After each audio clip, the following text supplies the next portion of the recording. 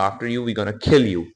Australian mindset को beat करने के लिए रोहित शर्मा ही शायद थे वो उस टीम में, जो वो जानते थे कि इस ऑस्ट्रेलिया के चैंपियन माइंडसेट को बीट कैसे करना है। क्योंकि उन्होंने जो वो शॉट खेला था उससे उन्होंने वो चीज डिफाइन की थी कि we are playing fire with fire, अगर आप भी मारोगे तो हम भी मारेंगे।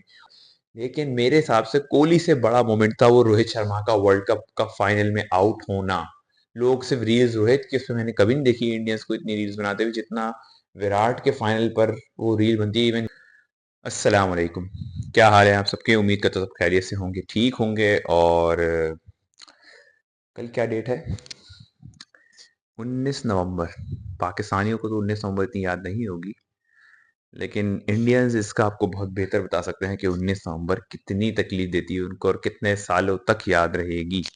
जिस तरह हमें 11 नवंबर, 13 नवंबर बहुत तकलीफ देती है क्योंकि हम एक दिन वर्ल्ड कप का सेमीफाइनल, एक दिन वर्ल्ड कप का फाइनल हारे थे।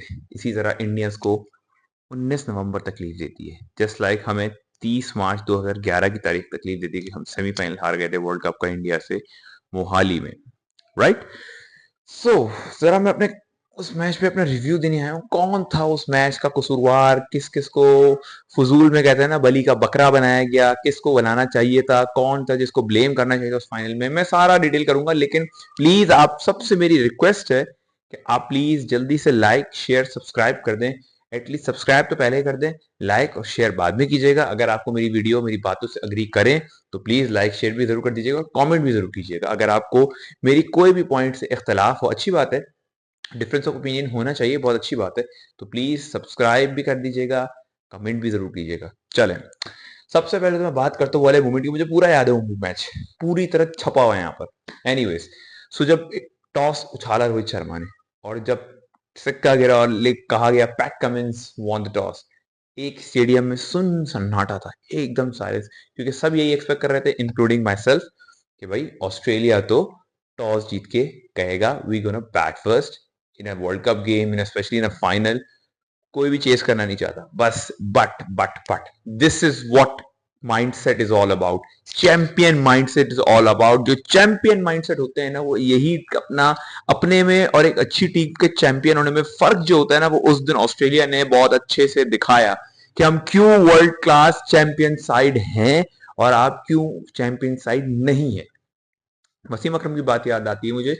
उन्होंने ये बोला कि भाई, और मैं भी एक्सपेक्ट कर रहा था ऑस्ट्रेलिया टॉस जीत के आके बैटिंग करेगा, लेकिन ऑस्ट्रेलिया ने बोला वी गोना बॉल फर्स्ट। और जब एक पब्लिक का रोर आया, ओ हो, जो पब्लिक चिल्लाई है, एटलीस्ट पब्लिक को भी ऐसा लग रहा था कि हाँ यार, पैट कमिंस बैटिंग करेगा, लेकिन बहुत अच्छा है, इंडिया को मौका मिल गया बैटिंग करने का।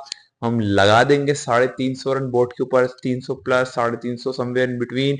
ऑस्ट्रेलिया को पकड़ ली हमारी बॉलिंग, सब यही सोच रहे थे, माई सेल्फ, मैं भी यही सोचा था यार, इंडिया को बहुत अच्छा मौका मिल गया, इससे बड़ा मोमेंट इंडिया को मिलेगा नहीं वर्ल्ड कप फाइनल उठाने का, वर्ल्ड कप उठाने का, वो भी इंडिया में। और उस टाइम जो इंडिया ने स्टार्ट किया गेम को, आते साथ रोहित शर्मा ने जो खोलना शुरू किया, खुदा की कसम, चाहे स्टार्क, चाहे कमिंस, चाहे हैजलवुड, किसी एक को नहीं छोड़ा।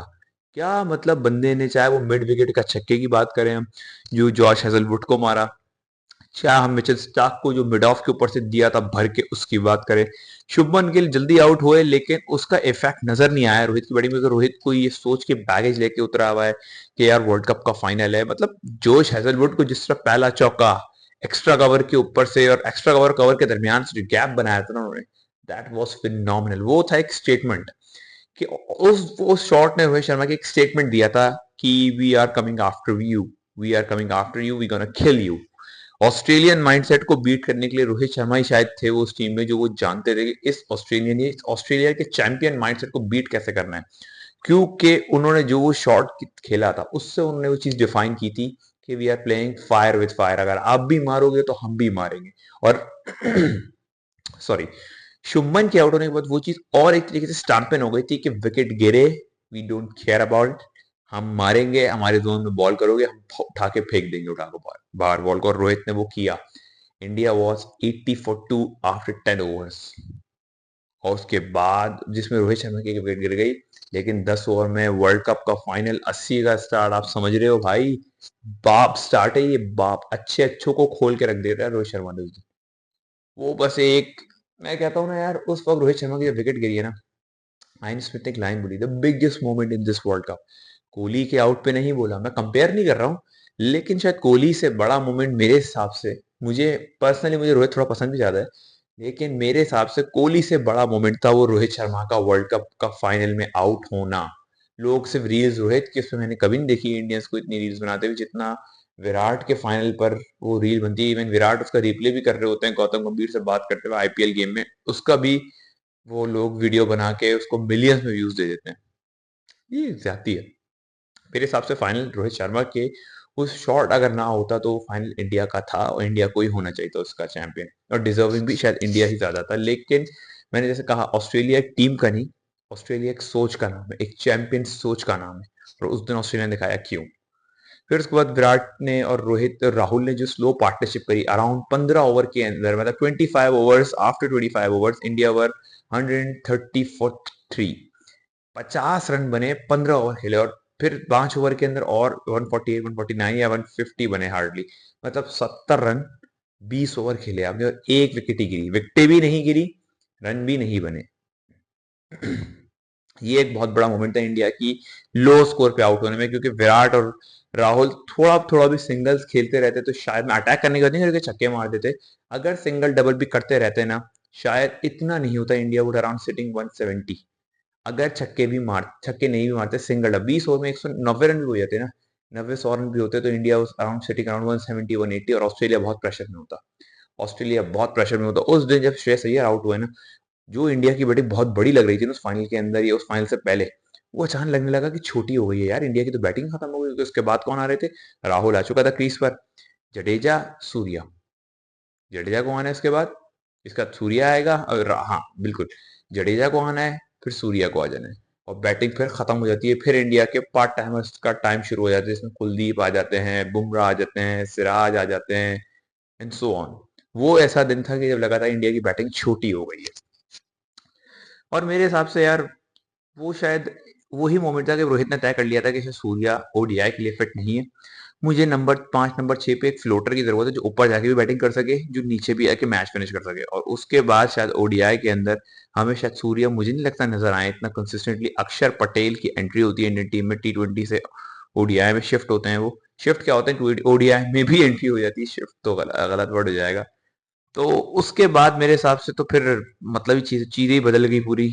और वो फाइनल में यार पर्सनली विराट कोहली और राहुल ने बहुत ज्यादा स्लो खेला, बहुत ज्यादा स्लो खेला। मतलब मैं ये नहीं कह रहा, विराट ने स्टार्ट बहुत तेज किया था, बहुत तेज स्टार्ट था विराट का, उसके बाद बहुत स्लो हो गए, सिंगल डबल नहीं निकल रहे विराट कोहली से, आप एक्सपेक्ट नहीं करते ये बात। मुझे पर्सनली ऐसा लगता है, मुझे, मैं अपनी बात कर रहा हूँ, I may be wrong I may be right.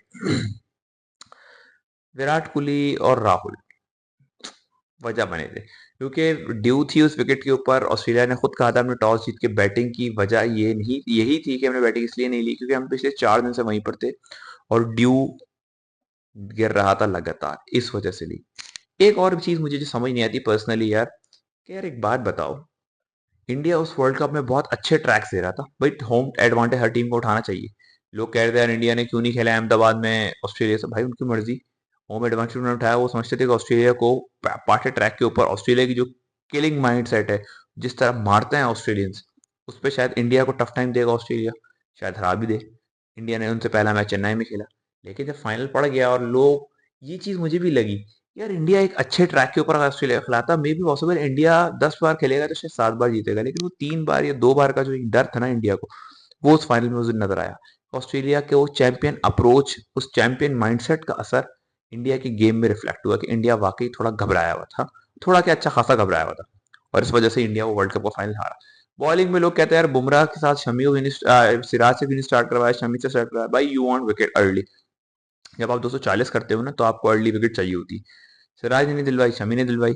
India was 40, Australia was 47 for 3 after 9 overs, 43 पे 3 थे, 47 47, और चेजिंग 240, ये बिल्कुल 96 वर्ल्ड कप की मुझे याद दिलाता है, जब यही स्कोर 90 से भी 7-8 रन कम, 39 फॉर 3, श्रीलंका अभी 240 समथिंग चेस कर रहा था, और उस वक्त का 240 बॉस, 96 का 240 समथिंग, आज के दौर में समझ लो आप 300 चेस कर रहे हो और 40 पे 3 आउट हैं वर्ल्ड कप फाइनल के अंदर, ऑस्ट्रेलिया चैंपियन साइड खड़ी है आपके सामने with champion bowling, champion bowlers, और वहां पे आके अरविंदर सिल्वा ने आगे जो इनिंग खेली थी, और फिर उनके जो कैप्टन है आप अर्जुना राणा टुंगा, वो उन्होंने जो आके बैटिंग की उन्होंने वो मैच ही पलट दिया। जस्ट लाइक यही हुआ, एक चीज सेम रिपीट हुई। अरविंद डिसिल्वा ने रिप्लेस कर दिया, डिसिल्वा को रिप्लेस कर दिया था आपके ट्रेविस हेड ने, और आपके अर्जुन राणाटुंगा को रिप्लेस कर दिया आपके मार्नस लबुशेन ने। और बहुत वर्ल्ड क्लास इनिंग दी है, बहुत वर्ल्ड क्लास। एक मैं और चीज समझता हूँ जो फाइनल में हारने की वजह थी, जो बॉलिंग से नजर आती है। लोग बुमराह की बात करते हैं, बुमराह इज द मैच है, he is no doubt about it.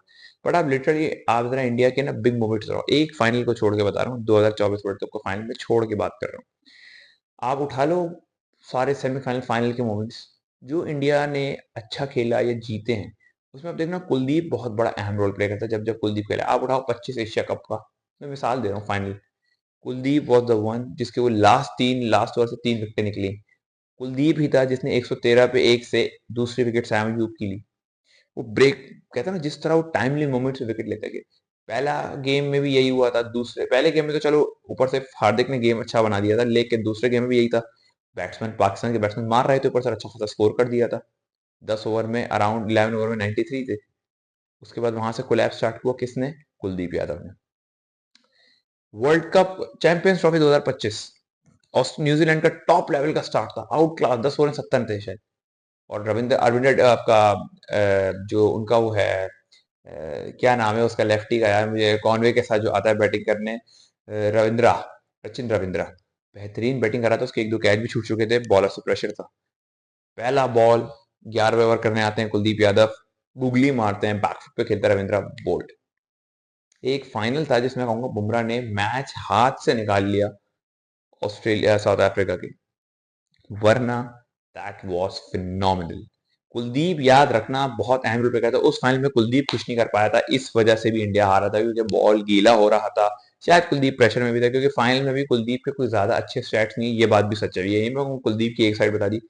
उस फाइनल से पहले कुलदीप के, उस क्या 2024 फाइनल तक कुलदीप के स्टैट्स नॉकआउट्स में कुछ अच्छे नहीं है। मैंने कहीं पढ़ा था 2024 वर्ल्ड कप फाइनल तक एक विकेट भी नहीं मिली थी उनको फाइनल के अंदर, जो भी उन्होंने फाइनल्स खेले, आईसीसी इवेंट हो, एसीसी इवेंट हो। सो ये बहुत बड़ा रीजन एक ये भी था, कुलदीप को प्रमोट ना करना। बाकी फिर यार ट्रेविस हेड जैसा प्लेयर का अगर मार रहा हो ना आपको, तो आप कुछ भी नहीं कर सकते। इंडिया को फाइनल हारना था, ये कह दो कि इंडिया के नसीब में नहीं था वो वर्ल्ड कप जीतना, और वो हारना था। और वो कमी शायद रोहित शर्मा कहते हैं जिंदगी भर ना पूरी कर पाए, क्योंकि उनसे कई बार सवाल हुआ, वो यही कहते हैं यार 2019 वर्ल्ड कप, 2023 फाइनल कभी नहीं भूल पाऊंगा मैं। और शायद रोहित शर्मा कभी नहीं भूलेंगे कि उससे अच्छा मौका नहीं मिला था ऑस्ट्रेलिया को हराने का वर्ल्ड कप फाइनल के अंदर। शायद एशिया की दूसरी टीम बनती इंडिया जो वर्ल्ड कप फाइनल में हराती है ऑस्ट्रेलिया को, क्योंकि श्रीलंका ही एक टीम है जिसने आज तक ऑस्ट्रेलिया को किसी फाइनल में हराया है। फाइनल की बात हो रही है, सेमीफाइनल में तो हराया है, फाइनल में हराया है। वरना ऑस्ट्रेलिया ने 87, 96, 2003, 2007, 2011, आपका 2007, फिर 2015 और 2023, करीब करीब ये सातवां वर्ल्ड कप था ऑस्ट्रेलिया के लिए। फाइनल था ऑस्ट्रेलिया का फाइनल, जिसमें 6 ऑस्ट्रेलिया जीता, एक से हारा। चाहे वो एशिया क्या पूरी दुनिया की एक ही टीम है जिस श्रीलंका, इसने फाइनल ऑस्ट्रेलिया को वर्ल्ड कप का हराया और चैंपियन बना। इंडिया के पास मौका था, इंडिया नहीं कर पाया, और रोहित शायद कभी नहीं भूलेगा ये चीज। मैं पर्सनली चाहता था रोहित के लिए वर्ल्ड कप जीते, क्योंकि रोहित, ये मैं कहूंगा, रोको deserve the world cup, ODI world cup, क्योंकि उनकी जो क्लास, उनका जो नाम, उनकी जो पहचान बनी थी वो ओडीआई क्रिकेट से बनी, जिसके बाद वो रोहित हिटमैन शर्मा बने, किंग कोहली बने। आप सबसे प्लीज मेरी रिक्वेस्ट है, अगर आप लोग मेरे पॉइंट से अग्री किया है तो please like share subscribe, comment करके बताना मेरी कौन से पॉइंट से आपने अग्री नहीं किया, ताकि मैं उस पर भी आपको पर्सनली जरूर जवाब दूंगा। मिलते हैं आपसे अगली वीडियो में, आप बहुत सारा ख्याल रखिएगा, दुआ में याद रखिएगा। अल्लाह हाफिज।